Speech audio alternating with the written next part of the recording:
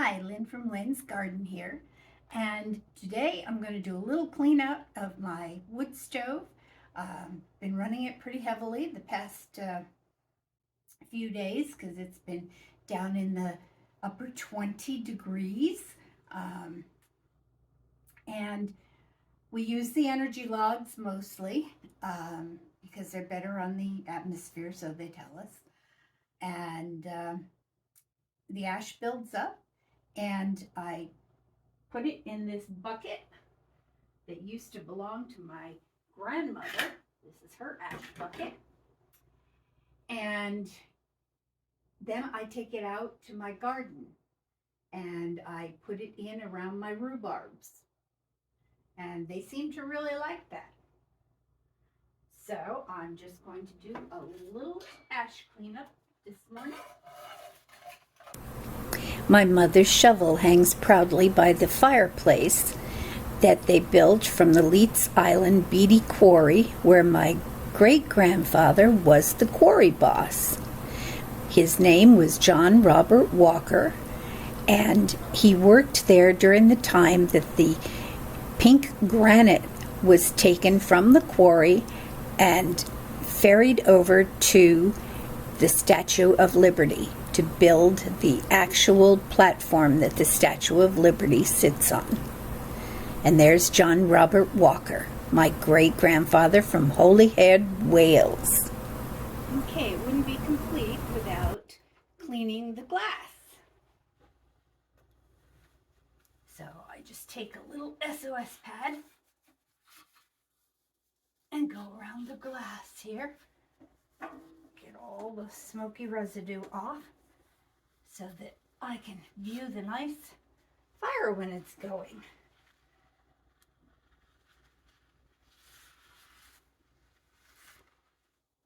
It is a very, very messy job.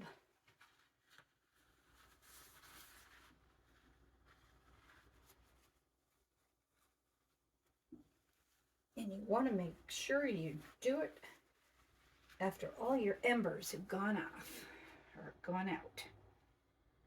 All right, that's that step.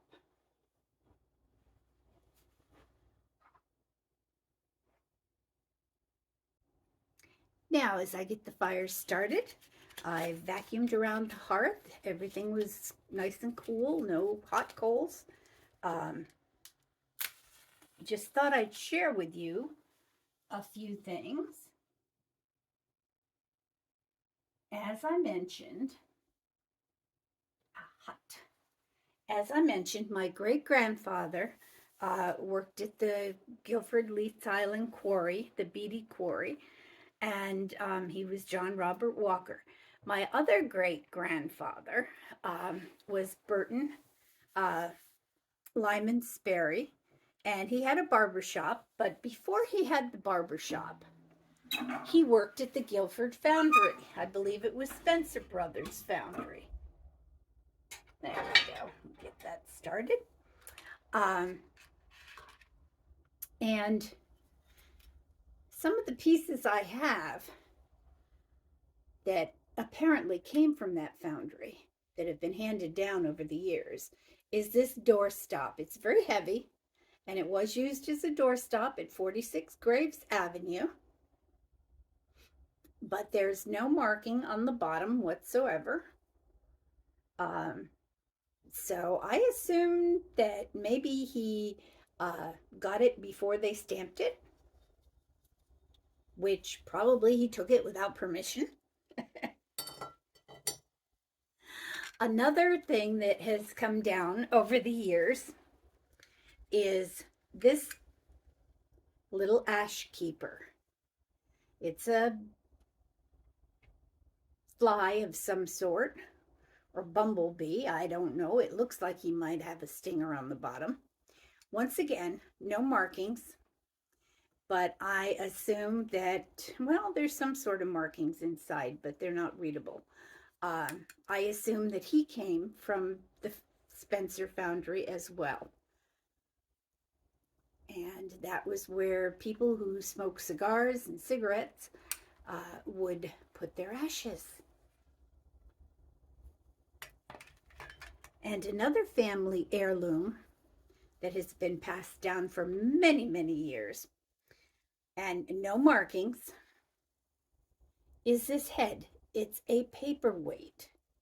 It is very, very interesting. I have no idea whose profile it is, but it is heavy.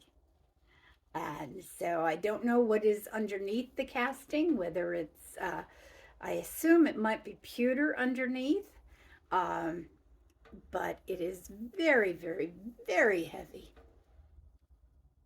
And that is a paperweight. All passed down from the house at 46 Graves Avenue in Guilford, Connecticut. One of my purchases when I went to visit my grandmother one time was this little box here. It's hand carved. I'm guessing it's probably from the Orient. No markings once again. But I purchased it at the Guilford Forge. And I use it to keep my matches in by the fire. So I am a long time Guilford, Connecticut gal with lots of history from back there. So now that my wood stove is clean, the fire has been started. It's now a little after 11. Got a late start today because I didn't have to get up and do hummingbird feeders. And I'm going to say goodbye from Port Orchard, Washington.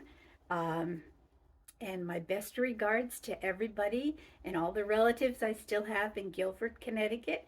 May you have a Merry Christmas, Happy Holidays, and bye for now from Lynn, from Lynn's Garden in Port Orchard, Washington.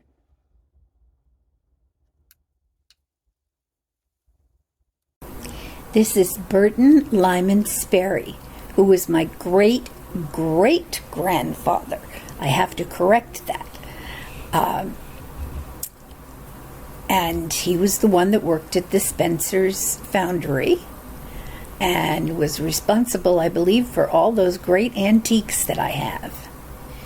And this was his barber shop in later years. And this was the one that was on the Guilford Green, and eventually he moved it to his home.